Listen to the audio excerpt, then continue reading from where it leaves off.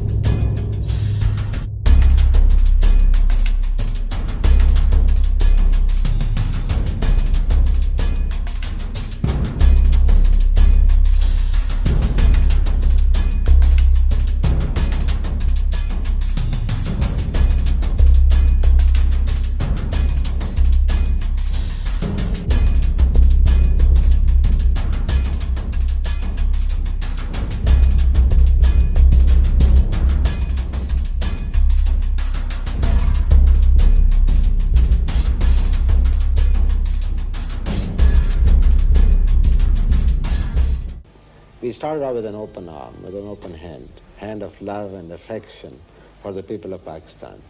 But then I find that at times the squeeze has to be applied. So now I'm trying to close the hand gradually, to apply the squeeze where it is necessary.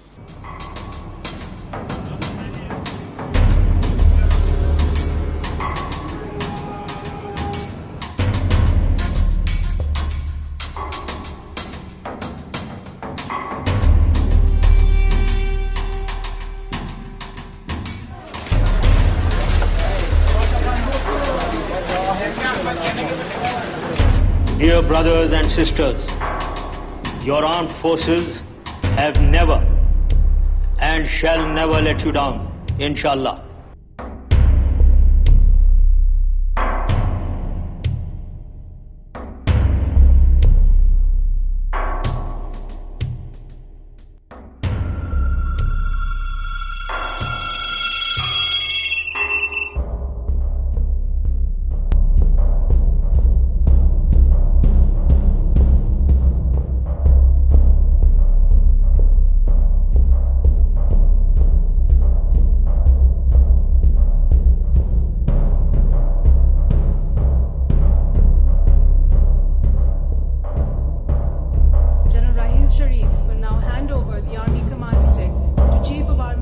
Designate General Qamar Javed Bajwa.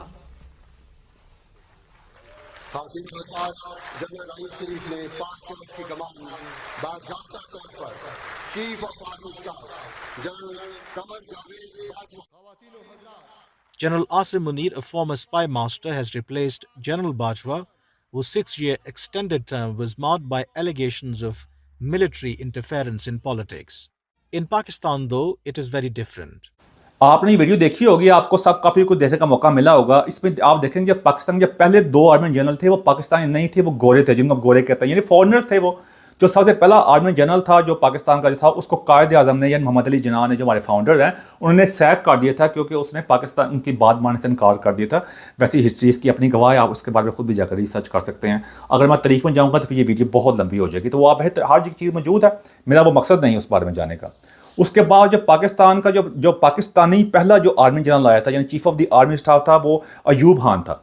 जो अयूब खान आया था, वो अयूब खान के दौरान आप check कर सकते हैं कि 1965 1965 की इंडिया से जंग भी हुई, जो ला हासिल जंग थी, कुछ भी नहीं मिला। जो कुछ हमारे साथ जो कुछ भी हुआ उस वक्त, उसको अजीब तरीके से रंग रोंग दे के बयान किया गया, ना कुछ हम जीते ना हारे, जो कुछ भी हुआ वो भी हिस्ट्री उसकी, हमारी तारीख उसकी खुद गवाह है। उसके बाद आप देख सकते हैं दिन में और भी आर्मी जनरल आए। मैं कुछ नुमाया जो किरदार है ना उनके बारे में बात करूंगा, हर एक के बारे में बात नहीं की जा सकती, फिर वो वीडियो बहुत ही लंबी हो जाएगी। मेरी कोशिश होगी जो नुमाया किरदार है, वैसे तो हर बंदे का किरदार रहा है, लेकिन नुमाया किरदार के बारे में, जो नुमाया किरदारों में भी आला रहे हैं, जिस तरह हम अपनी ज़बान में कहते हैं जो उस्तादों के उस्ताद रहे हैं ना, उनके बारे में। उसके बाद फिर जो उसके साथ भी हुआ, उसके बाद आगे याहिया खान को उसने इक़्तिदार मुंतकिल कर दिया 1965 की जंग। फिर उस पर ज़्यादा अरसा नहीं गुजरा था, फिर 1971 के अंदर एक और जंग हमें लड़नी पड़ी, जिस तरह भी हुआ, जिसकी भी गलती आप देख लें। उस वक्त भी आर्मी जनरल याहिया खान था, उसकी वजह से पाकिस्तान जो था 2 हिस्सों में तकसीम हो गया, जो मशरकी पाकिस्तान था बांग्लादेश बन गया, और आज आप चेक कर सकते हैं बांग्लादेश आगे से कहाँ पहुँच गया हुआ है। जो उसके हक़ाइक़ हैं, जब बांग्लादेश बनने के, उसके बारे में मेरी पहली वीडियो मौजूद है, आप टिकटॉक पर जाकर चेक कर सकते हैं कि किस तरह मुजीबुर रहमान जो था वो इलेक्शन जीत चुका था, लेकिन उसको हक नहीं दिया गया, जिसकी वजह से आप देख लें अपनी अना के ऊपर फैसले किए गए, अपने आप को अकले कुल मान के फैसले किए गए, और हम आधा मुल्क गवा बैठे, वो आपके सामने है। उसके बाद फिर वक्त गुजरता है, दरमियान में से कोई कहते हैं चीफ ऑफ द आर्मी साहब आते जाते हैं। फिर उसके बाद आती है 1977 के पास जाके ज़ियाउल हक साहब बनते हैं जी chief of the army staff, जिनको chief of the army staff इसलिए बनाया गया था कि ये बंदा कुछ नहीं कर सकता। लेकिन देख लें आप फिर तारीख गवाह है कि उसने आके माशरा लगाया, एक कहते हैं प्राइम मिनिस्टर को हटाया उसको, और उसके बाद उसने इस्लाम के नाम के ऊपर 11 साल हुकूमत की। उसने ये वादा किया था 90 दिन में इलेक्शन में करवा दूंगा, लेकिन इस्लाम के नाम के ऊपर, ये जिस तरह हमारे अक्सर मुस्लिम ममालिक के अंदर चेक करें, और ख़ास तौर पे जो पसमानदा मुस्लिम ममालिक हैं, एक होता है हमारे किसी मुल्क के अंदर पसमानदा इलाके होते हैं, उनकी सोच बहुत पसमानदा होती है, यानी बहुत थकी सोच जिसे कहते हैं हमारी ज़बान के, बहुत कम ज़र्फ टाइप सोच होती है ना, वो वहाँ भी इस्लाम को इस तरह इस्तेमाल किया जाता है अपने मतलब के लिए। तो उन्होंने भी इस तरह इस्तेमाल किया, उसके बाद 11 साल हुकूमत की। फिर एंड पे जान इस्लाम छुट्टी के हादसा अब पेश आ गया प्लेन का। आप उस दौरान भी चेक कर सकते हैं कि पाकिस्तान में अफगानिस्तान की जंग का चक्कर भी हुआ, जिसके अंदर आपको पता ही है कि कितना ज़्यादा पाकिस्तान के अंदर दहशतगर्दी वगैरह, असला वगैरह जो होते हैं, जो फ़िरका वारियत के वाक़यात है शिया सुन्नी को, क्योंकि उससे ये हुक्मरानों को ये बात सूट करती होती है। मैं अक्सर कहता होता हूँ कि कोई भी जो ताकत जो होती है, और जो बिजनेसमैन जो कारोबार होता है, उसका कोई मजहब नहीं होता। ताकतवर का मजहब सिर्फ ताकत होता है, पुराने ज़माने में भी अब भी। आप चाहता है उसकी ताकत में बेबहा इजाफा हो, और वो हमेशा उस एक मकाम पर रहे। उसके बाद जो बिजनेसमैन होता है, उसका सबसे बड़ा जो मजहब जो होता है वो प्रॉफिट होता है। वो उसको कोई गर्ज नहीं होती कि उसका प्रॉफिट कहाँ से आ रहा है, किस मजहब से आ रहा है, उसका प्रॉफिट चाहिए होता है। तो इस तरह यह रहा वहाँ पे। उसके बाद उस इस्लाम के नाम के ऊपर मुल्क को किस मकाम पे लाया हुआ था, और ऊपर सारे जनरल मिलकर पैसे बना रहे थे। उसमें अब जब हादसा पेश आया भी, अब उसके बाद जनरल अख्तर अब्दुल रहमान जो था वो DGIS जो है था, उसके बाद और भी chief of the general staff भी आया था वो, अगर मैं गलत नहीं कह रहा तो वो भी मरा। लेकिन बाद में पता चला कि उनके भी स्विट्ज़रलैंड के अंदर बैंकों में कितने बाद में के सामने सबको आई। फिर उनके 2 बेटे थे, वो इसी नाम के ऊपर इलेक्शन में लड़ते थे, जिसमें हुमायूं अख्तर खान जो है ख़रून अख्तर जो है उसके बेटे जो हैं वो इलेक्शन लड़ते रहे। मैं जिस हल्के से मेरा अपना लाहौर में ताल्लुक था, वो उसी हल्के से इलेक्शन लड़ते थे। हमें उस बार तरीक नहीं बताई गई थी। तो इस तरह यहाँ पे कहते हैं ये आगे होता रहा। उसके बाद वो जब वो चला गया, उसके बाद पाकिस्तान में थोड़ा सा पीसफुल टाइम्स, अमन का माहौल थोड़ा पैदा हुआ। उसके बाद हुकूमतें आती गई जाती गई। वो कहते हैं सदर के पास जो है थी एक अख्तियारात, वो किसी हुकूमत ने टाइम पूरा नहीं किया। जो भी होता रहा वो पता ही है, ये इतनी वो उसलिए सियासी वीडियो नहीं है। उसके बाद हम आते हैं फास्ट फॉरवर्ड करके 1999 के अंदर, यानी 1999 में, जब ये मुशर्रफ साहब ने माशरा लगा दिया, वो कारगिल का तजर्बा करके जहाँ पे शर्मिंदगी उठानी पड़ी, जो कुछ वहाँ वाक़े पेश आए, उसके बाद क्या हुआ कि उन्होंने कहते हैं माशरा लगा दिया हटाने के लिए।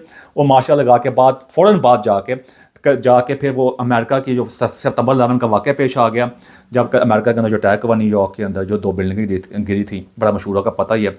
उसके ऊपर उसने कहा था, एक फ़ोन कॉल के ऊपर ये फ़ोन कॉल आई थी कि उन्होंने कहा था अमेरिका की तरफ से either you are with us or against अस। वो प्रेसिडेंट की कॉल नहीं थी, उसके सेक्रेटरी की कॉल आई थी कि आइदर तुम हमारे साथ हो या हमारे खिलाफ हो। तो साथ ही उन्होंने कहा जी मुझे ढेर हो गया हमारे आर्मी जनरल साहब, जो ठीक है, जो फैसला उन्होंने अपने मुताबिक किया होगा, लेकिन हम आवाम को दिखाने का हमारा चेहरा कुछ और है ना। हम अपनी तरफ से बहुत बड़ी इस्लामी फ़ौज बनते हैं कि हमारे पास एटम बम भी है, देखा जाए। उसके बाद यही हुआ, पाकिस्तान में फिर बहुत ज़्यादा दहशतगर्दी वाक़यात हुए। उस कहते हैं उस और कितने ज़्यादा हज़ारों लोगों की पाकिस्तान की जान भी गई, कोई मतलब कितने मसले मसाइल पैदा हुए। एक मसनूई तौर पर तरक्की नज़र तो आई, इसलिए इसलिए कि वॉर हो रही थी, अमेरिका भी पैसे भेजी जा रहा था यहाँ पे, मतलब सिस्टम चल रहा था, लोग यही समझते थे ज़बरदस्त चीज़, मतलब भी बड़ा बहुत ही तरक्की हो रही है, मोबाइल फ़ोन वगैरह आ रहे हैं। मैंने उस वक्त भी जब नया नया यूट्यूब आया था उस वक्त मैंने एक मुख्तसर वीडियो बनाई थी। मैंने कहा था कि कोई भी मुल्क जो होता है मोबाइल फ़ोन से तरक्की नहीं करता होता। मोबाइल फ़ोन को आप किसी भी जगह किसी भी बर्तन में डाल के घुमा के तेल डाल के मतलब खा नहीं सकते आप। मुल्क तरक्की करता है इंडस्ट्रियलाइजेशन के साथ, इंडस्ट्री होती है, जॉबें पैदा होती हैं, इंसाफ होता है, लोगों को मिलता है, लोगों के अंदर आगे उनको मौके मिलते हैं, फिर इससे मुल्क आगे तरक्की करता होता है। आप उठा कर देख लें कहीं पूरी दुनिया की तारीख को, आपको पता चल जाएगा, ये यूरोप के उठा कर देख लें तो भी ऐसे पता चलेगा। उसके बाद मुशर्रफ साहब का अच्छा जो भी हुआ, उन्होंने जान जून छोड़ी जिस तरह छुड़ाई गई। उसके बाद आगे जी कहते कियानी साहब आए। कियानी साहब ने आके एक्सटेंशन लेने को, उन्होंने कहा जी मैं आगे बहुत तजर्बा हो चुका है माशाल्लाह का, मैं अगर तजर्बा नहीं करूँगा, हालात उसको भी इतने साजगार तो नहीं थे, लेकिन उसने कहा मैं एक्सटेंशन ले गई। उसने दो एक्सटेंशन ले ली कियानी साहब ने।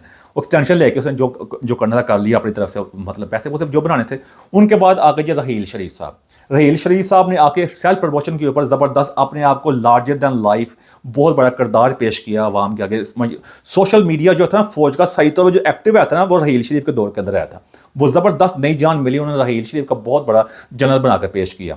उसी के रहील शरीफ के दौर के अंदर APC यानी आर्मी पब्लिक स्कूल का वाक़या पेश आया, जिसमें कितने जो पाकिस्तानी बच्चे थे आर्मी स्कूल के, उनको बेदर्दी से कत्ल कर दिया गया था, जिनके आज तक उनको सज़ा नहीं आज तक मिल सकी। यानी कितने अफसोस की बात है। उस वक्त बहुत बड़े हम दावे किए गए थे। तो मेरे कहने का मकसद ये था कि हमारे लोग बड़ी बड़ी बातें कर रहे होते हैं गज़ा के, फ़लस्तीन के बारे में, कश्मीर को आज़ाद करने के बारे में। कश्मीर का तो हम आज तक 1 इंच ज़मीन आज़ाद नहीं करवा सके, अपने मुल्क में हमारा ये हाल होया हुआ। और उनने भी एक्सटेंशन लेने की कोशिश की जो मालूमात के मुताबिक, लेकिन वो एक्सटेंशन नहीं मिल सकी उनको। और आज का रहील शरीफ साहब का पता ही है, जो आज सऊदी अरब में जाके रियाल कमा रहे हैं। अब देखा जाए तो जितने वो APC का वाक़या पेश आया, कितने बंदों के बच्चों की जान गई, और भी क्या कुछ हुआ, तो आज कितने फौजियों की जान भी गई है। आज वो बेचारे की उनकी ज़िंदगी चेक कर ले, हमारे ये जनरल साहब की ज़िंदगी चेक कर लें। एक पाकिस्तान का रिटायर्ड आर्मी जनरल जो है, chief of the army staff, जिसके पास सारे राज होते हैं, आज वो गैर मुल्क वहाँ जाके जिसका मुझे इस्लामी फ़ौज का सरबराह बने पड़े हैं, जिसका आज तक नामो निशान भी नहीं है। अब फ़लस्तीन में गज़ा में जंग हो रही है, यमन में जंग हो रही है, सीरिया में है, अब सूडान में जंग लड़ रहे हैं, जब मुसलमान का मार रहा है, कहाँ जी इस्लामी फ़ौज के सरबराह, कहाँ इनका एक्शन है। वही बात आ जाती है जो यही अलमिया हमारे साथ। रहील शरीफ के बाद आगे जी बहुत ही लेजेंडरी किरदार है हमारे कमर जावेद बाजवा साहब। वैसे तो पाकिस्तान में बहुत नमूने आए हैं, पाकिस्तान में बड़े एक से बढ़ कर एक आया, लेकिन ये कमर जावेद बाजवा ने भी अगले पिछले सारे रिकॉर्ड ही तोड़ दिए। ये आए, इन्होंने भी एक्सटेंशन ली। एक्सटेंशन लेने के बाद यहाँ इन्होंने भी जो प्लान बनाया हुआ था, जो प्लान जिसके बाद जो वाज़ेह हो चुका हुआ, इमरान खान की सूरत में जो प्रोजेक्ट लॉन्च किया 5th जनरेशन के नाम के ऊपर हुआ, जिसे सोशल मीडिया के तौर पे बहुत ज़्यादा एक्टिव किया गया। यंग जनरेशन को अखलाकी तौर पे तबाह किया गया इमरान खान को सामने रख के। पहले जो था, पहले नवाज शरीफ, बेनज़ीर वगैरह आए, जो कुछ भी होता रहा वो भी आपको पता ही है कि, लेकिन हालिया हिस्ट्री में कमर जावेद बाजवा के अंदर जो कुछ हुआ, फिर इसी दौर के अंदर इमरान खान को हटाया भी गया। और इमरान खान को हटाने के बाद जब वो बाहर निकला, कहते हैं अदम इक़दामात के बाद, उसने फ़ौज के साथ जो कहते हैं जो गाली गलौच उसने किया, मैंने कौन सा लफ्ज़ उन्होंने, सिटिंग जो chief of the army staff है जो उसका मौजूद था, ये कमर जावेद बाजवा, इसको गद्दार कहा, इसको क्या कुछ नहीं कहा, लेकिन आगे से कोई मतलब मज़ाहमत नहीं दिखाएगी। मतलब कितने अफसोस का मकाम है कि ये यहाँ इससे मैं कहता हूँ कि पाकिस्तान में आज तक जितने भी chief of the army staff आए हैं ना, वैसे तो हर बंदे का नमूना ही है, लेकिन जितना नुकसान इसने हालिया दौर के अंदर पाकिस्तान को और पाकिस्तान की फ़ौज को और ओवरऑल इंटरनेशनल पहुंचाया, किसने नहीं पहुंचाया। कि मतलब है अपनी, क्योंकि बिहाइंड द सीन कुछ और हो रहा था अपनी एक्सटेंशन के लिए, और एक्स्ट्रा एक्सटेंशन ऑलरेडी 6 साल 3 साल से 6 साल की एक्सटेंशन हो चुकी थी, आगे भी बैकडोर के तौर पे एक डबल गेम हो रही थी। इस वजह से मतलब गालियों का तो मसला ही कोई नहीं है, गालियाँ सारी फौज को पड़ रही थी, लेकिन chief of the army staff जो होता है वो सारे को फौज को रिप्रेजेंट कर रहा होता है। लेकिन जहाँ जिस मुल्क में जो होता है, जहाँ पे अदारे जो होते हैं, लोग जो होते हैं, जब पहले कहता हूँ 2 तरह तबाह होते हैं। एक मतलब है फिनेंशियली बैंकरप्सी होती है, एक मॉरल बैंकरप्सी, यानी माली दिवालियापन, और एक अखलाकी दिवालियापन। जब अखलाकी दिवालियापन, मॉरल दिवालिया, जो फिनेंशियल दिवालियापन दोनों ही था, तो इसका यही हाल होता है कि फौज को गालियाँ परवाई, लेकिन कोई एक्शन नहीं लिया, जिसकी वजह से आज हम इस मकाम पर पहुँच गए कि यहाँ पे बिल्कुल तबाह बर्बाद हो गया। कौम का कल्चर एक ठीक है, पाकिस्तान बड़े मसले मसाइल, लेकिन कोई कल्चर तो होता है ना, वो भी तबाह बर्बाद हो गया, यंग जनरेशन तबाह कर दी।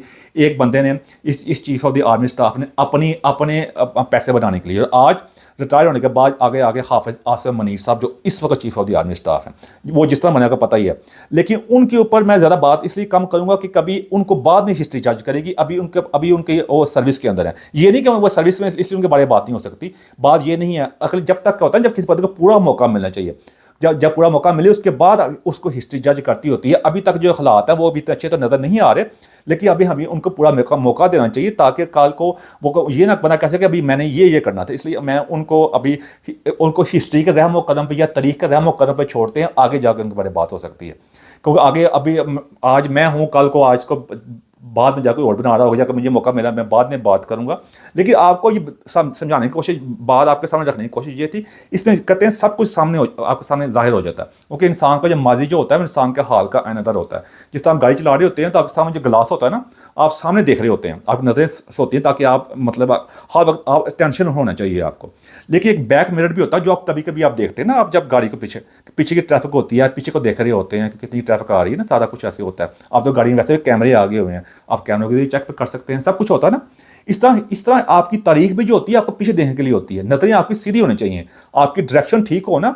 अगर आपने नेविगेशन में एड्रेस ठीक डाला हुआ तो आप स्लोली भी जा रहे हैं, अपनी डेस्टिनेशन पे पहुंच ही जाएंगे। लेकिन जब आपका नेविगेशन भी काम नहीं कर रहा, आपकी डायरेक्शन को पता भी नहीं है कहाँ जा रहे हैं, आप इधर उधर हो रहे हैं, फिर आप कभी भी अपनी मंजिल पे नहीं पहुंच सकते। तो ये कुछ हुआ। तो अब ये मैंने आपको थोड़ी सी मुख्तसरन आकर पाकिस्तान के चीफ ऑफ द आर्मी साहब जितने भी आए उनकी आपके सामने तरीक दी है, किस तरह पाकिस्तान के उन्होंने पाकिस्तान के साथ खेला है। अब इस सारी तारीख के अंदर अब सियासतदान का भी बहुत कसूर रहा है, लेकिन देखा जाए तो पाकिस्तान अब तक एक प्राइम मिनिस्टर को जो एक वज़ीर आज़म था उसको फांसी दी गई, 2 वज़ीर आज़म जो था मुल्क बदर भी हुए, उनको जेल भी किया गया, फिर जेल भी भेजा गया, जेल भी हुए, मुल्क बदर भी हुए। फिर एक वज़ीर आज़म जो है थी वो बेनज़ीर भुट्टो साहबा, वो शहीद भी हो गई, उनको मतलब सबके सामने उनको गोली मारी गई, आज तक वो भी पता नहीं चल सका। उसके बाद जब आप देखा जाए फिर दोबारा मुल्क बदर हुए, जेल भी गए हमारे कई प्राइम मिनिस्टर, करप्शन के इल्ज़ामात, यानी हर किस्म का उन्होंने भुगता। सही या गलत मैं ये नहीं कह रहा कि उनका मासूम करार दे रहा हूँ मैं भी, ठीक है, जिसने जो किया उसका जो कुछ आपके सामने है, बात ये नहीं है। उसके बाद अभी भी एक साबिक़ वज़ीर आज़म जो इमरान खान साहब है वो जेल में बैठे हुए हैं। अब मेरा कहने का मकसद ये था कि ये ठीक है, अच्छा हो या गलत, आप उसके खिलाफ हैं नहीं खिलाफ हैं, उसका सपोर्ट करते हैं नहीं करते, ये अलग बात है, लेकिन ये तो है ना। लेकिन आज तक पाकिस्तान जितने वाक़े पेश आए हैं, जिसमें आप कह सकते हैं सबसे बड़ा वाक़या जो 1971 में हम आधा मुल्क गवा बैठे, 1965 में जंग में कुछ हासिल ना हो सका। ज़िया-उल-हक साहब ने 11 साल हुकूमत की, मुल्क को दहशतगर्दी के अंदर मतलब धकेल दिया, खुद पैसे बनाए, उनके साथ जो कहते हैं बाकी जनरल ने पैसे वैसे बनाए, अपनी औलादें सारी अमीर की। उसके बाद मुशर्रफ ने जो कारगिल का वाक़या पेश आया, बगैर हुकूमत को मतलब जो हमारे सामने हक़ाइक़ हैं, खुद एडवेंचर किया, बाद में कितना पाकिस्तान को नुकसान हुआ, बाद में अमेरिका की जंग के अंदर जिसमें पाकिस्तान का कोई किरदार भी नहीं था, उसके अंदर पाकिस्तान को धकेला, कितना नुकसान किया। उसके बाद आप रहील शी को चेक कर सकते हैं, APC का वाक़या, आर्मी पब्लिक स्कूल का वाक़या पेश आया। बाजवा साहब ने फ़ौज को जितनी जलालत पाकिस्तान की तारीख में, जितनी हमारी फ़ौज जलील और रुसवा बाजवा साहब के दौर के अंदर हुई है या करवाया गया, आज तक नहीं हुआ। इतना बड़ा जुर्म है को इतना कुछ हुआ, और भी हाफिज साहब आए हुए हैं। यानी ये इस हालत में है। आपके सामने पिक्चर खींच दी कि क्या हो रहा है हमारे, कि आम बंदे को मिनट में सजा होती है और इनको, और आज तक सवाल में अब कहेंगे, अब आप अक्सर पूछ रहे होंगे, ये सोच रहे होंगे ये कहना क्या चाहता है। कहना मैं ये चाहता हूँ कि आज तक किसी आर्मी जनरल को कोई सजा हुई है 1 महीने के लिए भी, आर्मी जनरल को छोड़ दे किसी आम अफसर को भी आज तक सजा नहीं हो सकी। वो आपका बड़ा मशहूर था जनरल हमीद गुल, जिसको चीफ ऑफ द आर्मी साहब बनने का बड़ा शौक था, जो खुद भी कह चुका है कि मैंने जो 1990s के अंदर जब मैंने IGI बनाई थी, मैंने पैसे देकर बनाई थी बेनज़ीर के खिलाफ, सब कुछ उसने किया वगैरह था, खुद कह चुका है। एक सिटिंग उस वक्त वो ISI का हेड था वो, ठीक है जी, वो कह चुका है। उसके बाद जब अपने मुंह से इस बात का इतराफ़ भी किया उसने, उसके बाद कोर्ट में केसेस वगैरह भी हुए हैं, उसके बारे में बातें भी होती रही हैं, लेकिन वो खुल के बैठा था। आज उसका बहुत फ़ौज के अंदर लोग उसका बड़ा हीरो मानते हैं, क्योंकि बाद में बाहर आके बड़ा उसने इस्लाम का नाम इस्तेमाल किया, बड़ा अपनी तरफ से अमेरिकन के बारे में बातें करके। वो ये ना पाकिस्तान में यही बातें हैं ना कि इस्लाम का नाम नारा लगाओ और उसी अमेरिका को गालियाँ निकालो, जिस अमेरिका से आप अमदाद ले रहे हैं, जहाँ आप खुद सारे हमारे फौजी ट्रेनिंग के लिए वहाँ जाते हैं, उस गालियाँ निकालो। क्यों आवाम को तो पागल बनाना है ना, आवाम यही तो मसला है। अवाम किसी भी दुनिया में आप तारीख को उठाकर देख रहे हैं ना, पुरानी तारीख भी आज भी अवाम को पागल बनाने का या अवाम को भेड़ बकरियों की तरह का 1-2-3 तरीक़ाकार होते हैं। एक होता है कि आप उनको कहते हैं नेशनलिज्म के नाम के ऊपर, यानी कौमियत के नाम के ऊपर, जी हम बड़ी कौम, उसके नाम के ऊपर उनको लड़ाओ बढ़ाओ पागल बनाओ। दूसरा मज़हब के नाम के ऊपर, अब कौमियत का मकसद जो है वो तो है, लेकिन वो अब थोड़ी सी ग्लोबलाइजेशन वर्ल्ड है, अब दुनिया सारी ओपन होगी हुई है, तो वो इतना ज़्यादा कारगर उतना नहीं है। अब क्या है कि जो पसमानदा मुल्क हैं, जो आम मुल्क हैं, जो बहुत गरीब हैं, जो बिल्कुल जिनके पास खुद कहने की कुछ नहीं है, नेशनल आइडेंटिटी नहीं है, कोई अपना हमारा कोई कौमी किरदार या कौमी शनाख्त नहीं ना रहेगी, उनके मजहब के नाम के ऊपर पागल बनाओ। क्योंकि पाकिस्तानी वैसे पाकिस्तानी कहते हुए हमारे अक्सर लोगों को शर्म आ रही होती है, वो अपने मुसलमान कह रहे होते हैं।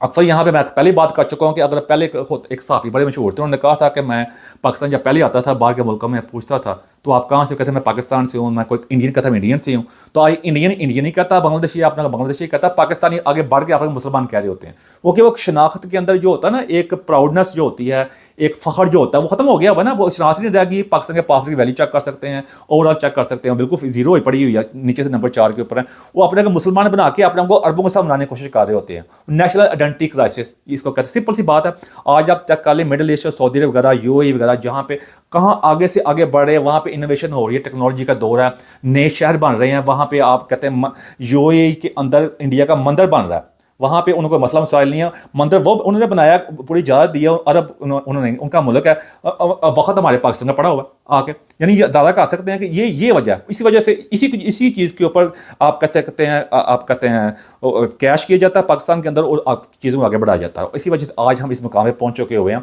कि मैंने आपके सामने सारी चीज़ें रख दी हैं कि तलह कीमतें हमारे आर्मी जनरल्स की, जिसकी वजह से आज हम इस मुकाम में पहुँच गए हुए हैं। अफसोस का बात है जिस तरह डायरेक्शन चल रही है आज से, मुझे अफसोस इस बात का होता है कि अगर ज़िंदगी रही तो आज 30, 40, 50 साल बाद मैं नहीं रहूँगा या और भी कल को कोई और बंदा भी इस तरह बैठ के बातें कर रहा होगा। अगर पाकिस्तान उस वक्त तक कायम रहा तो आज से 100 साल बाद क्या, मेरी तो दुआ यही है कि पाकिस्तान हमेशा भी कायम रहे। लेकिन वो भी मिथ 1971 के अंदर, 1971 के अंदर टूट गई थी कि पाकिस्तान ये मुल्क हमेशा रहने के लिए बना है। तो ये तो वैसे ही बात खत्म हो गई हुई ना, हमेशा रहने वाली। तो यही बात है, वो भी ऐसी बातें कर रहा होगा। अगर यही चीज़ें चल रही होंगी, कोई बंदे जो ऊपर बैठते हैं वो अपने को अकल कुल समझते हैं, IQ लेवल कोई भी नहीं होता। सब अदारों का कसूर यही है कि अच्छे लोग जो होते हैं, मैनेजमेंट वाले, जिनका जो सही फैसले कर सकते हैं, जिनके पास सलाहियतें हैं, उनको तो आगे आने नहीं दिया जाता।